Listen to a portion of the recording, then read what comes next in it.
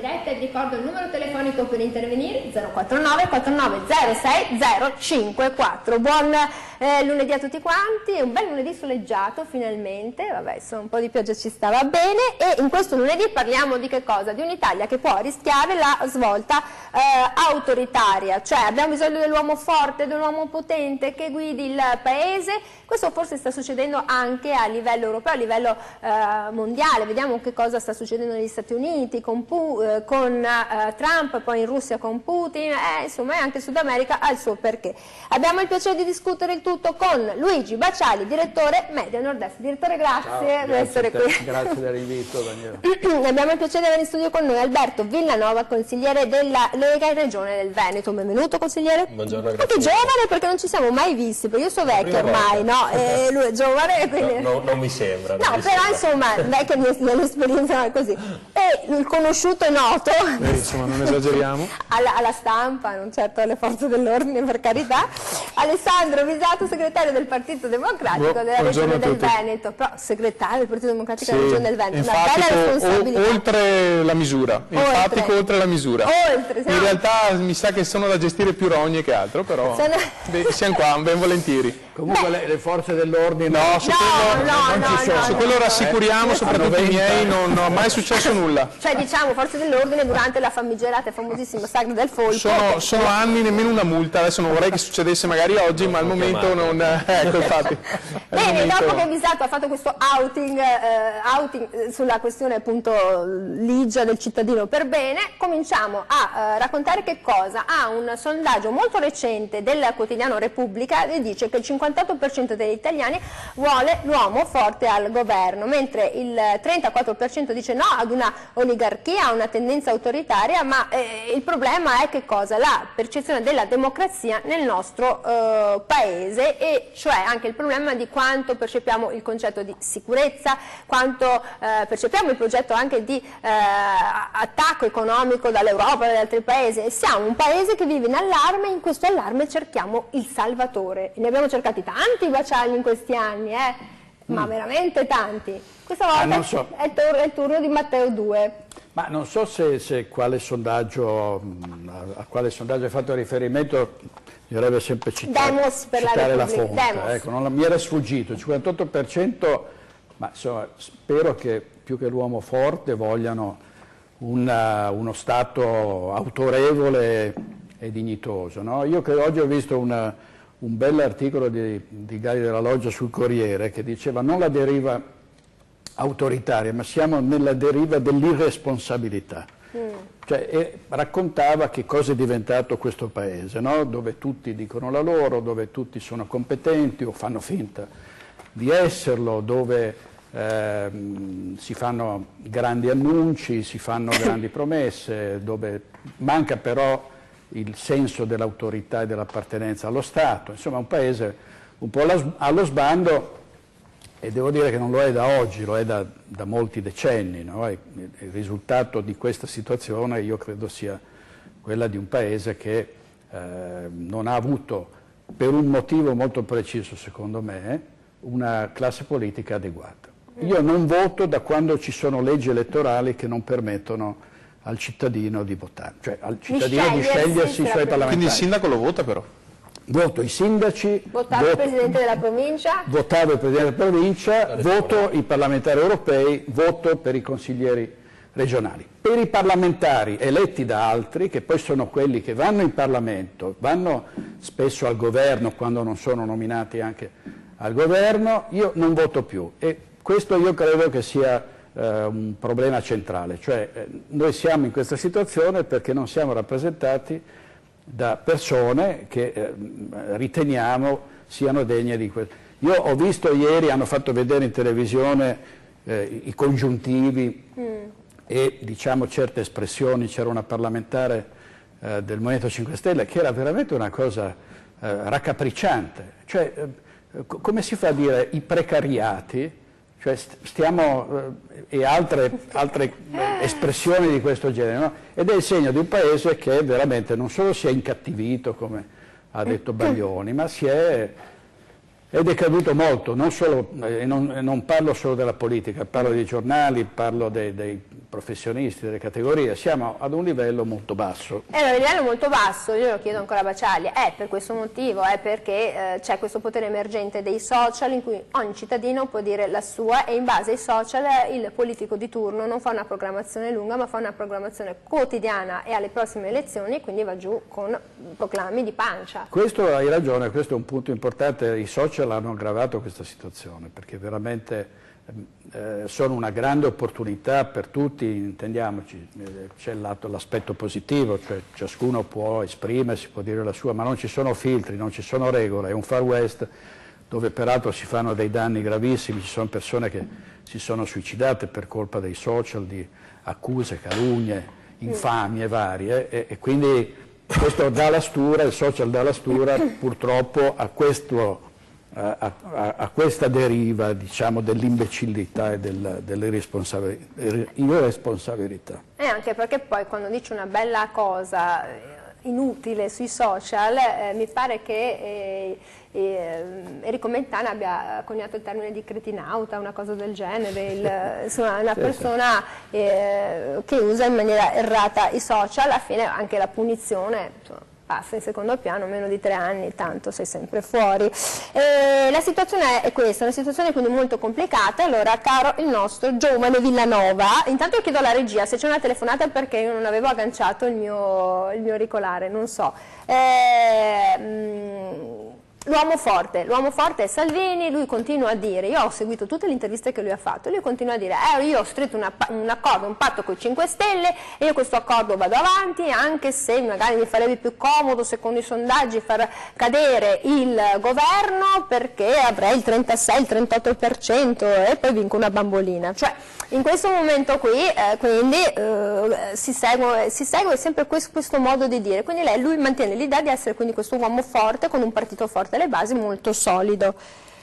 Sì, indubbiamente, riagganciandomi a quanto diceva il direttore, sicuramente i social hanno fatto saltare un po' quella che è l'intermediazione classica tra la politica e i cittadini, quindi hanno bypassato i giornali, hanno bypassato i libri e quindi sono molto più diretti. Questa è una tendenza però che si registra un po' in tutto il mondo, non solo in Italia, è una tendenza che se noi vediamo Trump ha vinto delle elezioni in America grazie ai social, grazie a Twitter, grazie a Facebook, pur avendo tutta la stampa contraria. In Italia noi abbiamo delle leadership forti. Adesso logicamente Matteo Salvini sicuramente è il politico italiano che ha più visibilità e ha anche più riscontro dal punto di vista dei sondaggi, però non dimentichiamoci che fino a qualche anno fa valeva lo stesso per Matteo Renzi. Matteo Renzi era il dominus assoluto della politica italiana e godeva di un ampio consenso tra i cittadini e soprattutto riusciva a utilizzare i mezzi social, i mezzi di comunicazione in maniera molto, molto veloce.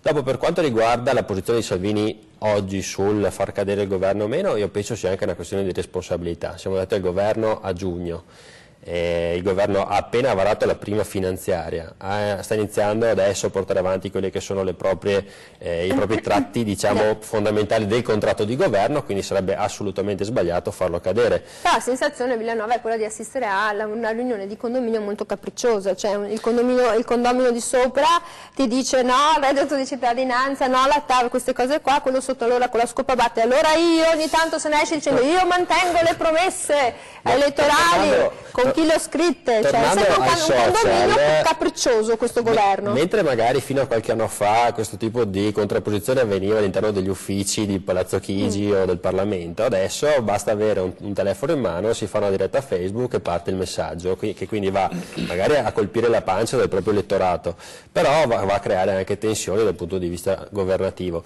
Io dopo però ho visto in questi mesi ci sono state situazioni di tensione abbastanza elevate che però si sono risolte andando Vediamo adesso per le dichiarazioni di Battista. Ma Di Battista è tornato dal Nicaragua bello carico, no? Quindi deve in qualche modo deve rientrare nel lavoro politico italiano. Quindi... pole position, siamo per l'europeo. A proposito di dirette, mi ricordo le sue dirette dalla Maca del Nicaragua, quindi adesso deve rientrare un po' nel gioco della politica italiana e deve farsi anche notare.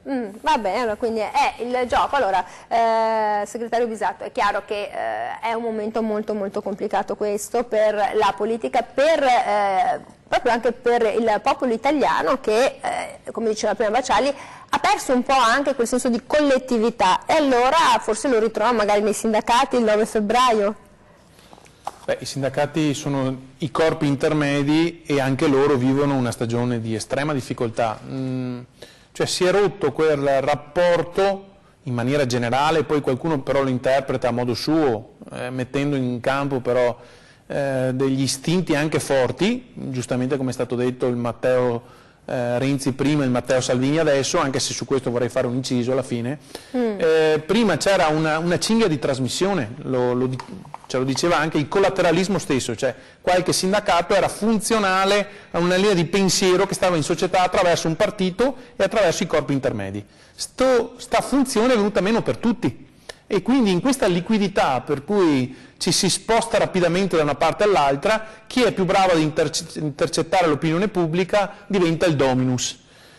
Io vedo, tornando un po' anche al titolo, perché la nazione rischia la svolta autoritaria, io penso che per fortuna noi abbiamo una Costituzione che in qualche misura riesce ancora a vincolarci a una divisione dei poteri, a una standardizzazione dei rapporti, perché altrimenti c'è qualche germe che farebbe un po' pensare in maniera contraria. Però lo pensavano anche alla riforma costituzionale Renzi-Boschi, cioè sì, c'è stato quel momento la vera iperbole, sì, ma lì l'iperbole è stata comunicativa in un senso negativo e positivo, perché si è voluto dare in pasto all'opinione pubblica il racconto qual era. Mettiamo mano alla Costituzione e si perdono i principi. Guardate che non si toccava la prima parte, quella dei diritti e dei doveri, che è, come dire, il rapporto che tiene insieme il cittadino con le istituzioni. Si cambiava il funzionamento dell'istituzione, e posso pensare che qualcuno potesse dire era troppo centralista, non era federalista, lì disquisiamo quanto vogliamo, ma i principi c'erano tutti. Come spesso dico io, nei momenti in cui vengo invitato in trasmissione, noi abbiamo una responsabilità, tornando a quanto diceva anche prima il direttore, io mi ritrovo profondamente nell'introduzione del direttore Bacialli, abbiamo una responsabilità che è doppia, perché noi stando in rete, in pubblico, le nostre parole sono pietre, ma sdoganare il nostro linguaggio rendendolo talmente basic come potrebbe essere di fronte a un caffè o una birra, dà poi all'interlocutore che sta dall'altra parte della TV, come dire, il liberi tutti, per cui è concesso tutto. È questo che un po' mi preoccupa. Perché poi se tu vai a vedere l'indice di scolarità, l'indice di preparazione su tante cose, già leggere l'istruzione di un cellulare diventa complicato. Ma lei capisce bene come... allora, che se io ne parlo con i miei genitori o con qualcuno di quella fascia d'età, ma attenzione, senza giudicarli, mi è successo più di qualche volta che la notizia poteva essere lercio, cioè nel senso, attenzione, non fraintendetemi, c'è un sito che si chiama www.lercio.it. Le notizie sono fatte talmente bene da un punto di vista di impronta che uno deve pensarci due volte se è vera o se è falsa, sapendo obiettivamente che è falsa.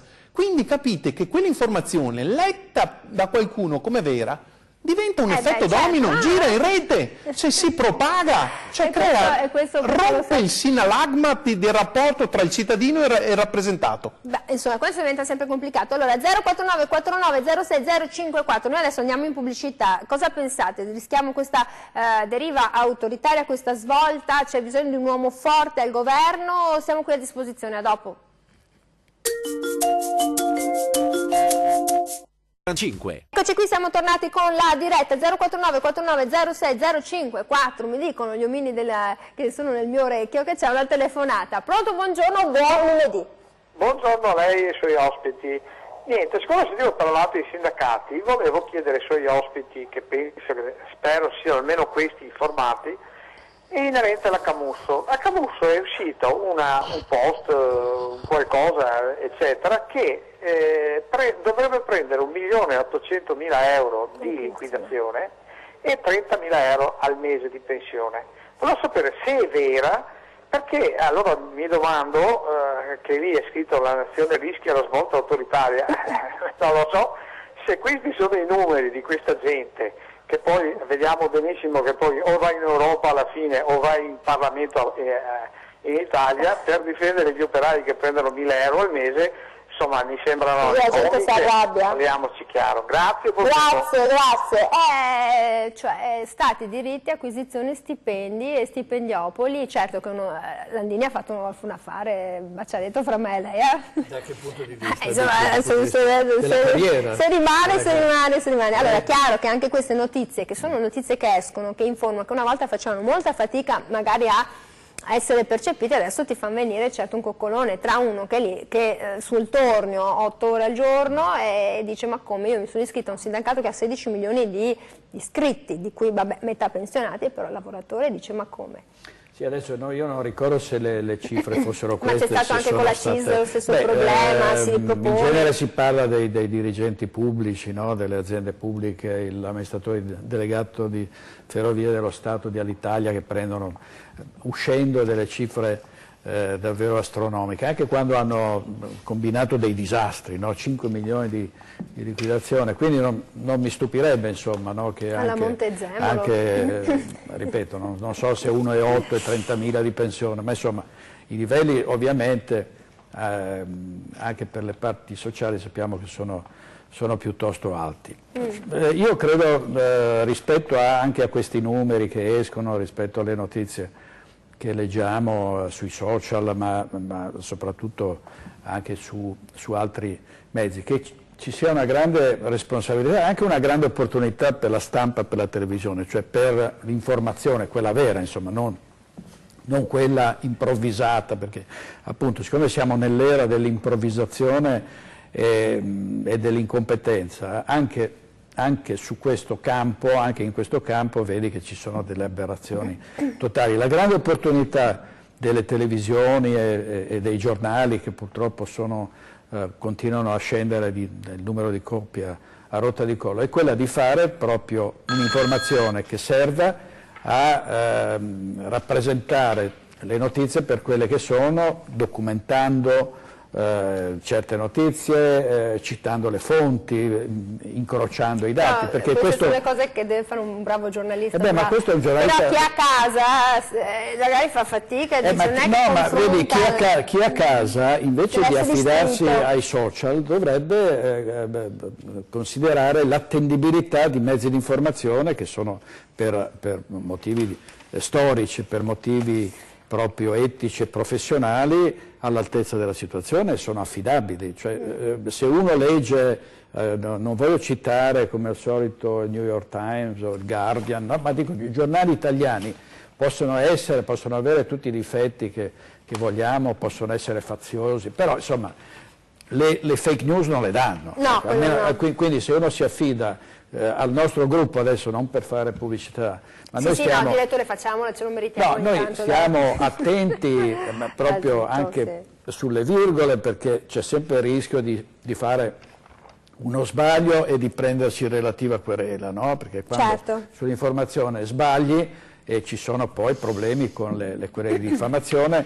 e noi siamo talmente attenti che per fortuna questo problema non l'abbiamo, no? Quindi l'informazione va scelta l'informazione giusta, non quella dei social. Allora, la domanda è questa: avete paura che, o volete anche una deriva autoritaria, una svolta forte, un uomo al comando, sognate un Trump, che dovremmo dire Trump, perché sarebbe di origine, invece di origine olandese, lui che fa tanto, dovremmo dire Trump in realtà, e un Putin, uno degli emergenti. Lì dovremmo dire Putin? Ma quello sarebbe la Veneto, sarebbe disinformazione, saremmo tutti veneti, molti veneti in Russia. Io prendo la telefonata, pronto, buongiorno. C'è qualcuno? Pronto? Sì, eccoci. Buongiorno. Ci dica. Mi sente? Sì, la sento benissimo, ci dica, buongiorno. Buongiorno a tutti i loro signori e in primis la signora. Allora, per quanto riguarda la deriva autoritaria, mi sembra che occheggi. Se poi mettiamo in conto che abbiamo un ministro dell'interno che a turno fa il tutto, ministro degli esteri, ministro di qua, ministro di là, e riempie la scena con un linguaggio che va dal triviale all'arrogante, cosa alla quale non sono mai stato abituato io, dico sì, occhieggia. Per quanto riguarda il discorso degli stipendi alla Camusso, pregherei i giornalisti di chiara fama come siete voi di informarvi e darci una notizia precisa per confermare il fatto di questo ladrocinio dei 30, 20, questo, tutti questi soldi, perché l'altro giorno Landini in un'intervista ha smentito il fatto di queste esosità che vengono così occhieggiate e mandate avanti così, in quest'aria di antipatia contro i sindacati, come fossero il male dell'Italia e il male assoluto dell'Italia. Avranno dei difetti e sono uno che non ha sindacati, perché sono un agricoltore libero, quindi non parlo pro domo mea. Avranno fatto degli errori, ma realizzare nei sindacati il male dell'Italia credo sia fuorviante. Buona giornata. Grazie, allora, grazie per il suo intervento. Allora, non è che piacesse molto, questo uomo non ha sindacati, però aveva delle idee ben precise, no? Mi riallaccio a quello che dice Baciali, la percezione distorta della realtà. Noi italiani abbiamo una percezione elevatissima e distorta della realtà. Siamo il primo paese per distorsione misurato sul punto percentuali tra dati reali e dati percepiti. L'Italia dal 2000 ad oggi il numero degli omicidi per esempio è diminuito, invece noi percepiamo che sia aumentato. L'84% degli italiani pensa che sia cresciuto. Gli immigrati, gli extraeuropei sono l'84% della popolazione, il 73% degli italiani li stima tra il 16 e il 25% della popolazione, cioè ci siano milioni di cittadini, di italiani che sono indeboliti, isolati, hanno paura del futuro. E allora io mi chiedo, l'uomo forte sfrutta tutto ciò? Innanzitutto avevo letto anch'io questo sondaggio un po' di tempo fa, ma lo prenderei un po' con le pinze, perché ogni tanto sui nostri giornali si vuole far passare gli italiani come delle persone che non capiscono tanto e che non si informano, quando secondo me... Sono i dati dell'Europa, ad esempio l'analfabetismo funzionale, sulla capacità di discernere le fake news solo il 47%. Non sempre i dati dell'Europa Sull'Europa voi non è mai piaciuta. Così affidabili, soprattutto quando voglio far passare un'intera nazione come un gruppo di deficienti, scusatemi il termine. Però io tornando al discorso dell'uomo forte, della deriva autoritaria, io posso capire che Salvini non piaccia a tutti, non può non piacere il suo modo di fare comunicazione, però parlare di deriva autoritaria secondo me è un qualcosa di molto delicato, anche perché gli stati autoritari hanno secondo me tre caratteristiche principali: l'uso della violenza, e non mi sembra che in questo paese la violenza venga usata nei confronti degli altri partiti. Sì, però posso dire una cosa, fino adesso le sedi di partito dove ci sono state messe delle bombe sono sedi della Lega Nord. E dove vengono fatti quotidianamente degli attacchi con lo spray, sono le nostre, quindi sinceramente questa violenza nei confronti degli altri partiti non la vedo. Dopo l'utilizzo strumentale dei media nei paesi autoritari, vediamo che i media di regime danno una versione unica della verità, quando mi sembra insomma che anche guardando Rai 1 ieri sera con Fazio che fa le sue intemerate a reti unificate. Non è che adesso facciamo un secondo dito bulgaro se noi adesso anche guardiamo in maniera obiettiva quelli che sono i giornali quotidiani italiani, non mi sembra di vedere una grande, un grande supporto a quella che è l'attività dei Salvini o della Lega Nord, guardando i maggiori quotidiani italiani, quindi mi sembra, ma nella libertà di stampa, giustamente. Presente. E dopo negli stati autoritari il terzo punto è l'utilizzo strumentale della giustizia. Quindi i magistrati che intervengono per mettere fuori gioco chi si contrappone a livello politico, quando sinceramente in Italia mi sembra che la magistratura, con tutta la libertà che possiamo dare alla magistratura, l'indipendenza si stia muovendo, mi sembra, nei confronti di Salvini e della Lega Nord con Vedremo i colleghi in Parlamento cosa faranno. Assolutamente, però dopo libero arbitrio, secondo me questi tre temi mancano, non ci sono, anzi sono forse al contrario di quella che sembrerebbe la deriva autoritaria civile dipinta. Vabbè, allora senta Villanuova, ci torniamo dopo la telefonata. Pronto? Voi sentite drin drin perché mi si è svappato l'auricolare, io non sento cosa devono fare quelli della regia, allora mi fanno un suono, io so che c'è una telefonata, abbiamo svelato il mistero del drin. Pronto, voi non siete voi che avete il telefono acceso? Pronto, buongiorno.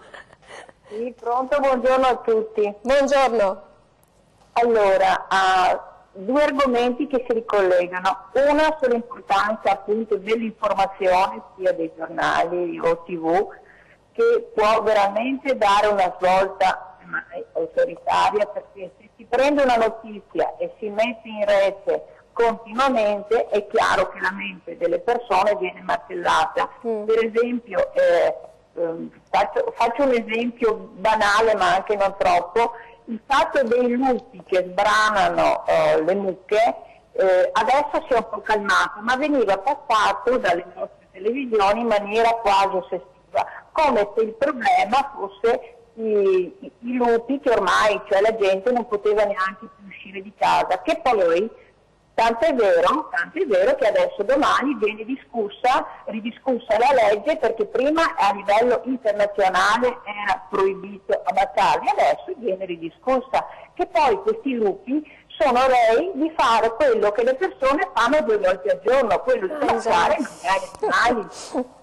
Io lega il fatto della svolta autoritaria, che ci sono tante forme di svolta autoritarie, io credo che nessuno ne abbia voglia, certo che voglia invece di ordine, di un po' di ordine e di leggi che vengano rispettate, quello penso che ne è un gran bisogno. Ultimissima cosa, l'unica che ha la svolta autoritaria da sempre credo sia la magistratura, che la democratura. E per quanto riguarda la Lega credo che sia veramente non appropriato dire che sia violenta, eccetera. Mi sembra che gli attacchi, le offese, gli attacchi violenti sia la Lega a riceverli, perciò anche il fatto di fare certe dichiarazioni, insomma, non so da dove vengono prese veramente queste informazioni. Ma mi fa piacere sapere perché cioè, siamo qua, io e il direttore Bacialli, e ci fa piacere anche vedere quanto le persone da casa siano attenti come questa signora, cioè vuol dire che comunque ci si può, comunque come dice anche Villanova, un quesito, cioè la gente non è lì che mangia la pappetta col cucchiaino e insomma no, quando ti dicono fuori piove vai a vedere se fuori piove, ti insegnano. Villanova, adesso io devo andare in pubblicità, però le volevo chiedere una cosa. Dopo le lascio libero sfogo. La paura è quella del ritorno della democrazia diretta. La democrazia diretta, come succedeva nell'Atene nei secoli passati. Io dichiaro una cosa sul web, poi la correggo perché non piace alla gente. È un continuo annusarsi, no? A proposito dei lupi, poi rispondiamo alla signora. No, io credo che il problema sia un altro, nel senso, probabilmente la gente si è stufata perché per troppi decenni ha visto che la politica è stata distante, cioè la politica diretta, quella del voto, era molto distante da quello che effettivamente la gente voleva, c'erano troppe intermediazioni. Okay? Allora lì probabilmente il fatto di semplificare il dibattito politico, il fatto di pensare anche a una riforma che veda effettivamente l'elezione diretta, allora di quelle che sono le figure apicali della Repubblica, cioè non ci vedo niente di così pericoloso per la democrazia. Forse in questi anni la democrazia è stata presa un po' in giro perché chi veniva eletto non rispettava quello che era stato il proprio contratto con il popolo, e allora forse quello ha infastidito la gente ha imparato anche a guardare sui social, quindi a saltare tutte le intermediazioni dei giornali e dei telegiornali e di andare direttamente... Ed è così che è nato il Movimento 5 Stelle. Sì, però il Movimento 5 Stelle rischia come è nato, di morire sulla stessa... Perché è una questione di essere più una bolla, diciamo, nata in questo modo, piuttosto che una struttura politica vera, radicata come i partiti tradizionali. Io torno dopo la pubblicità, devo rispondere alla signora che ha chiamato 049 49 06 054. Il cittadino col suo telefono, con lo smartphone, vota tutti i giorni e questo è un problema per chi vuole fare la politica. Torniamo dopo.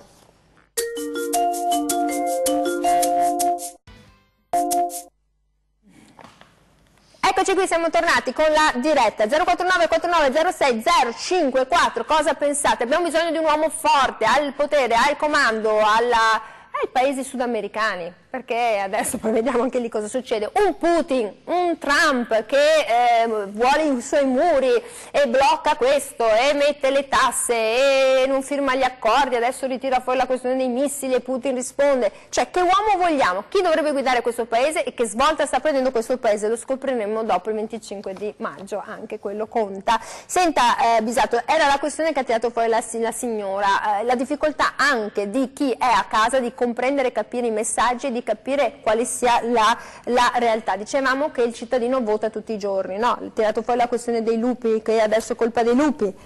Poi ha detto, attenzione, però che per la Lega non ci sono tutti questi attentati. Ha tirato fuori parecchie cose questa signora. Tutto puntualmente vero, cioè da un punto di vista puntuale, ma messo a sistema, cioè, vale quello che diceva lei prima. Cioè, se qui in Italia si pensa che a fronte dell'oggettività del 7% di immigrati, se tu parli con l'uomo della strada, lui pensa che ci sia il 30% di immigrati, vuol dire che la percezione fa una distorsione della realtà. E l'ambito politico non è nient'altro che l'effetto leva di questo. Cioè chi sa interpretare, chi dà in pasto la frasetta che gli torna utile in quel momento, è finita la pacchia, ottiene il consenso illimitato di tutti e calcifica quel voto su tutte le altre politiche economiche che magari ti fanno avere meno soldini in tasca. Ma questo passa in secondo piano perché c'è un'invasione. Allora, se questo è il dato, io sono moderatamente come dire, preoccupato. Sono moderatamente preoccupato. Sono dei germi che mi fanno pensare che un secolo fa sono successe delle cose che all'inizio anche lì sembravano normali e poi sono diventate preoccupanti. Allora io con questo, io non ce l'ho con la Lega, attenzione, la Lega fa benissimo a voler interpretare gli istinti della gente, ma non bisogna, è il ceto politico. Se vale ancora la regola di una democrazia rappresentativa che devi in parte selezionare e vagliare quello che emerge dalla pubblica opinione. Ma perché se noi vogliamo che non vota perché non è rappresentativa la politica in questo momento. Io ad esempio sono perfettamente d'accordo che il nostro sistema di voto del Parlamento regge la regola della cooptazione, cioè se tu sei vicino al centro di potere sarai in un posto e entrerai di diritto, altrimenti non avrai mai come dire, l'onore del sole che ti riscalda. E quindi ci sono dei centri che hanno invece la possibilità di eleggere il proprio il rappresentante, il sindaco in prima, che infatti esprime la nuova classe dirigente del paese, che lo si voglia o che non lo si voglia, da 15-20 anni quello è successo. È scappato di mano il sistema, un sistema elettorale che ha creato una nuova classe dirigente. Ma attenzione poi, perché l'eletto non deve pensare di essere al di sopra di tutto solo perché sta interpretando correttamente quello che la gente gli chiede. Va analizzata, va creata una linea di indirizzo che tenga insieme tutto, altrimenti con sta regola me l'ha chiesto la gente, si può andare a finire dentro si rischia di andare a finire dentro il fosso. Se la gente ti dice che tutti quelli che hanno il capello verso sinistra vanno messi al muro, per ipotesi, capite che la democrazia è in pericolo. Cioè non è che tutto quello che ti chiede il popolo tu per sic et simpliciter solo in automatico lo devi mettere in atto nelle tue attività politiche, perché è preoccupante. Se non sarà uno Stato autoritario, sarà eventualmente uno Stato di polizia, visto che vogliamo farla teorica. E questo già a me preoccupa profondamente. È come la regina Elisabetta che è già pronta con la valigetta, vuol dire, lei se la vedono prima, se volete comprare una casa a Londra, io suggerirei dopo la Brexit, pare che si possono fare affari pazzeschi e le multinazionali già se ne stanno andando e la regina ha la valigetta pronta perché ha paura anche lei. Pronto, buongiorno. Dario di Trento, buongiorno. Buongiorno, Dario di Trento. Sì. Ci dite tutto. La svolta autoritaria, ma è così negativo l'autoritarismo? Cioè io sono convinto che la democrazia abbia fatto il suo tempo già qualche decennio fa, non sia più attuale la democrazia, perché già dagli anni 90 ci è stato detto che è il mercato che decide tutto. Allora se è il mercato che decide, che senso ha la democrazia? La democrazia ormai è superata, è una bella... E anche lì in Veneto ormai metà delle imprese che c'erano una volta hanno chiuso, ma la colpa non è mica, la colpa è degli imprenditori che non sono riusciti a stare sul mercato Così lo stesso discorso si può fare con gli extracomunitari. Gli extracomunitari, tutti questi africani che si imbarcano, cioè è gente che non riesce a stare sul mercato, allora la colpa è loro, sono loro, e cioè anche il popolo che elegge il rappresentante politico, ma che cavolo ne sa il popolo della politica, dell'economia? È il mercato che deve designare anche la politica, anche i politici. E ultimamente Salvini cioè, vabbè, è stato eletto dal popolo, però arriva proprio a puntino, è la figura più ideale, secondo me, che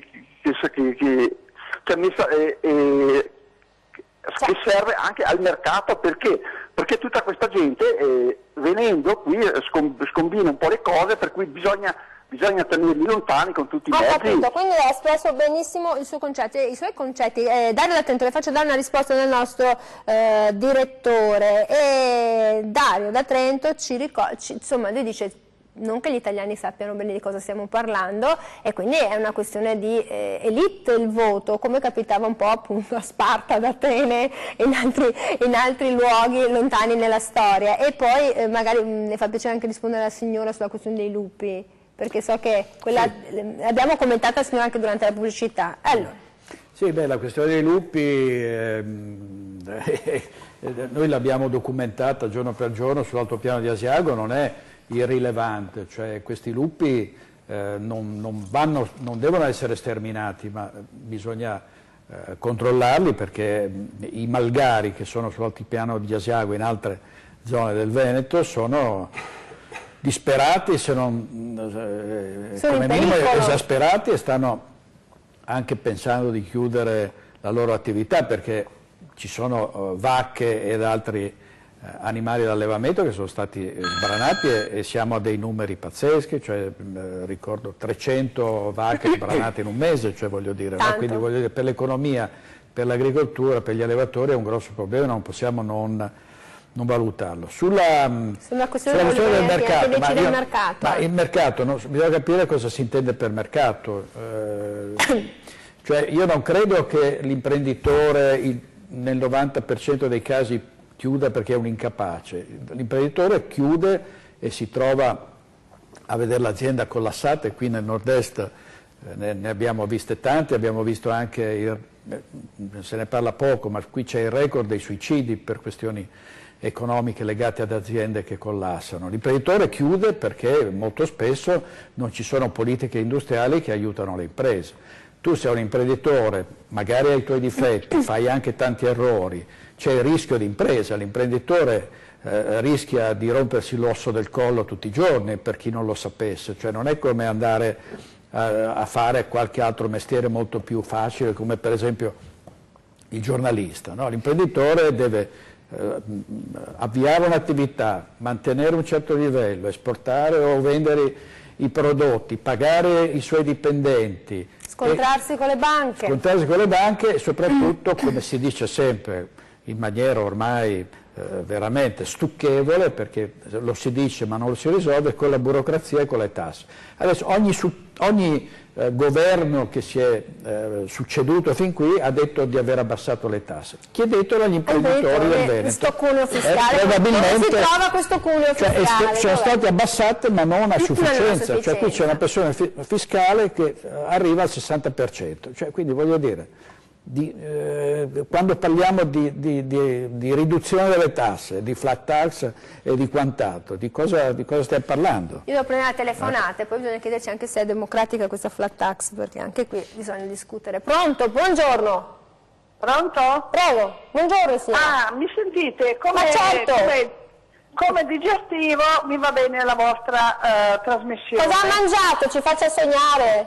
No, guardi, ho mangiato solo verdure, cose nel senso semplice, molto semplice. E quindi la facciamo digerire, spero di non bloccarle la digestione. Ci dica tutto, signora. Assolutamente, io sono forte. Comunque, intanto saluto il direttore Bacialli, non mi ricordo più Bacialli. Grazie, signora. Bacialli, con il quale io qualche volta, quando era non in questa, ma precedentemente, discutevo. L'unica cosa che io adesso voglio dire, mi riferisco alla telefonata precedente sull'autoritarismo. Allora, il signore che parlava, ma ha l'idea e il concetto di cosa vuol dire autoritarismo anche nella politica? Perché qui si parla di svolta. E allora mi piacerebbe che fosse un pochino chiarite a tutti mentre mangiano, perché poi dopo, se poi non digeriscono, pazienza, almeno vanno avanti nel futuro. Ok? Grazie signora. Saluti a tutti. Grazie, buona digestione. Allora, siamo una sorta di sgroppino, di sorbetto. Bisogna anche distinguere, poi chiudo e la chiudo lì. Cioè, un conto è parlare di autoritarismo, no? O di autorevolezza, no? Un conto è parlare di dittatura, cioè bisogna capire la svolta autoritaria cosa significa, vuol dire finire nelle mani di Maduro o di un dittatore di estrema destra come di estrema sinistra, o che cosa? O avere l'uomo forte che è decisionista come Salvini, perché se vogliamo dire che Salvini è autoritario lo è, nel senso che è uno che finalmente magari sbagliando, come ammette ogni tanto, prende delle decisioni, no? Altra cosa è il despota che, come diceva, non so se Villanova o Bisatto, chiude i giornali, incarcera la gente, i dissidenti li fa sparire, cioè, no? Abbiamo degli esempi, no? Abbiamo avuto anche esempi non solo tanti, in Sud America, si sta parlando del passato qui, di cosa è successo. Io ho citato un editto bulgaro, no, con le foibe, anche quello, ancora anche più con le foibe, con le fascismo. Abbiamo appena passato la Shoah, quindi ricordiamoci un po' di queste cose. C'ha ragione la signora. Allora, Villanova, milioni di cittadini sono impauriti, il ceto medio scricchiola, la difficoltà comunque di creare dei legami elettorali, candidati competenti e incompetenti, poi quello lo giudichiamo, è il problema di verificare la notizia, e quindi ci si affida alla percezione, e in questa percezione si fanno largo appunto notizie che non sono vere, e si fanno largo anche persone con idee molto forti che dicono la mia è la migliore. Torno a questo fatto della percezione, perché abbiamo sentito prima... perché è importante questo, noi siamo secondi in Europa per questa questione, dietro la Turchia, poi siamo con la Spagna, poi siamo un po' boccaloni, ci dovrebbero dare un tappino dal boccalone d'oro perché noi crediamo. No, io rifiuto questo modo di vedere gli italiani e mi rifaccio proprio al discorso di prima dell'8% della popolazione straniera in Italia, dove gli italiani sembrano siano molti di più, però se noi andiamo a vedere la popolazione carceraria, guarda caso gli stranieri sono il 34% rispetto all'8% degli abitanti. Veramente i dati statistici dicono che sono il 18% della popolazione detenuta. 34%. Dipende il contesto, dipende a livello nazionale è meno del 20%. Lo diciamo per correttezza, no, perché sono dati che tengo sott'occhio. Perché mi penso... Non verificati i dati, a me sembra per assicurare il disatto. 34% vuol dire che un terzo degli interventi della polizia, bene o male, riguarda la popolazione straniera. Questi sono i dati che arrivano. Quindi io non voglio credere che gli italiani siano così storditi, no, da guardare fuori e vedere una realtà che non esiste perché guardano i social tutto il giorno e fuori vedono una situazione e pensano di vivere in un mondo parallelo. Cioè, questo è un messaggio che io voglio veramente, che rifiuto totalmente, perché io penso che gli italiani sappiano anche leggere i giornali, sappiano guardare la televisione, valutare con le proprie teste, soprattutto quando girano per le nostre città e i nostri paesi, sanno valutare se c'è una situazione di sicurezza o di insicurezza. Allora, rispetto al governo precedente, ecco, penso che quello che sta portando in alto Salvini è il fatto di puntare sulla sicurezza degli italiani. Allora, mentre prima c'era stato un governo che aveva preso una posizione in maniera legittima, però che secondo noi era sbagliata, cioè il fatto di portare avanti ad esempio il reato di tortura che andava a colpire le forze dell'ordine, che andava a inquisire le forze dell'ordine per gli arresti se portati avanti con l'uso della forza. Salvini e questo governo ha preso una strada diametralmente opposta, quindi andare a tutelare le forze dell'ordine, andare a facilitare il lavoro delle forze dell'ordine per la tutela della sicurezza della popolazione italiana. E quindi sinceramente il fatto che ci sia un governo che prende le decisioni, che ci sia un ministro dell'interno come Salvini, che può avere tutti i difetti di questo mondo, ma penso nessuno possa dire di non prendere delle decisioni in maniera veloce e concreta, sinceramente non la vedo come una deriva autoritaria, la vedo come un ministro che fa il proprio lavoro con decisione, seguendo quelle che sono le regole di questo paese, e sinceramente non ci vedo nulla di male. Cioè, questo che a me io devo andare in pubblicità perché è già venuto il mio collega 2 volte a fare segnali di fumo. 049 4906 054, siamo a vostra disposizione, dite la vostra opinione, adesso c'è Bisato che dirà poi la sua. A dopo.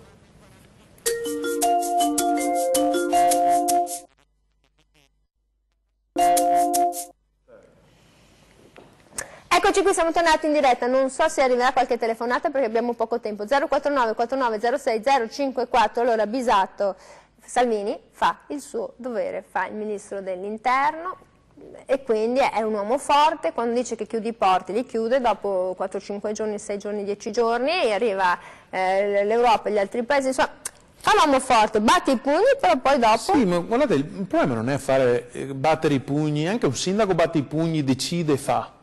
È considerarsi un pochettino sopra, cioè nel senso che anche questo andare ai comizi e dire io faccio quello che mi chiedete, cioè, è un terreno scivoloso, bisogna stare attenti.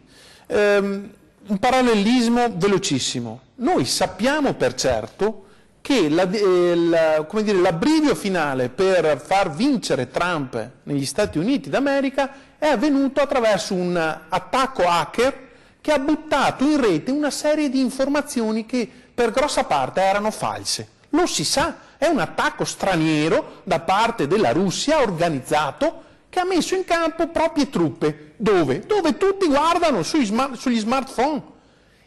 La stessa sera che il presidente Mattarella si è frapposto nella decisione di fare Savona ministro, c'è stato un attacco hacker formidabile quella notte, è certificato, sono partiti tutti dagli stessi account. Di questo vogliamo prendere atto, vogliamo mettere in moto una difesa democratica rispetto a un attacco esterno che non è voluto dalla Lega, attenzione, altrimenti qua viene letto che qualcuno è contro qualche altro partito. Io dico che il sistema democrazia va riformato perché resti una democrazia, altrimenti indirettamente può diventare l'oligarchia di pochi, ecco il ritorno a quel decide l'economia, cosa che a me non sta bene per nulla, io non voglio che siano 4 lobby a decidere sopra la mia testa, però pretendo che i miei eletti abbiano la forza, il potere morale anche, di decidere sulla testa dei miei cittadini. E invece mi aspetto che non ci sia qualcuno che, siccome sa che il 30% pensa, cioè il 65% vuole quello che lì è finita la pacchia, lo faccia anche contro l'umanità di qualcuno che se 47 miserabili rischiano la vita in mare, io li salvo e poi ho il coraggio e la schiena dritta di dire che non devono partirne altri, che devo andare in Libia a spendere i soldi lì, che non è tutto i 35 euro al giorno. Adesso devo chiudere, però di soldi in Libia ne vanno a profusione dall'Europa, ne arrivano, probabilmente, forse... Ma anche i nostri quando abbiamo la forza dici di fare anche il blocco navale, magari... Facciamo il blocco navale, ma non riempiamo la testa e la bocca della gente di dire la guerra tra i poveri e i più poveri. Dai. Magari avessi un'altra ora, però adesso devo chiudere, e abbiamo citato molto anche la Costituzione oggi, no? L'Italia è una repubblica fondata sul lavoro e non sul reddito di cittadinanza. Posso giocarmi l'ultimo frame, visto che penso di aver parlato meno degli altri? No,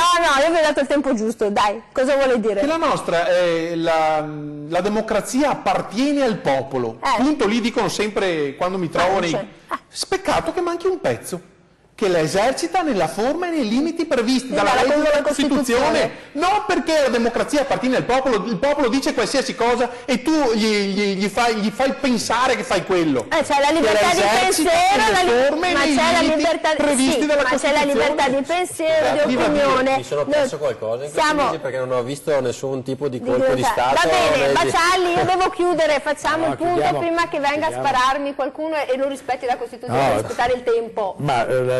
Tornando al titolo, la svolta autoritaria io credo che non la rischiamo. Ma non ci può essere finché c'è una democrazia, finché ci sono le istituzioni e c'è una Costituzione, come dicevano Bisato e Villanova che tutela un paese da assalti di questo per cui bisogna fare attenzione, ovviamente bisogna stare molto attenti. Però ci piacerebbe votare i nostri. Soprattutto posso dire una cosa proprio conclusiva, alimentare contrasti continui anche e soprattutto nel governo certo non aiuta a stabilizzare delle situazioni. Alla serenità, ma siccome è lunedì noi diamo molta serenità, noi lunedì diamo serenità.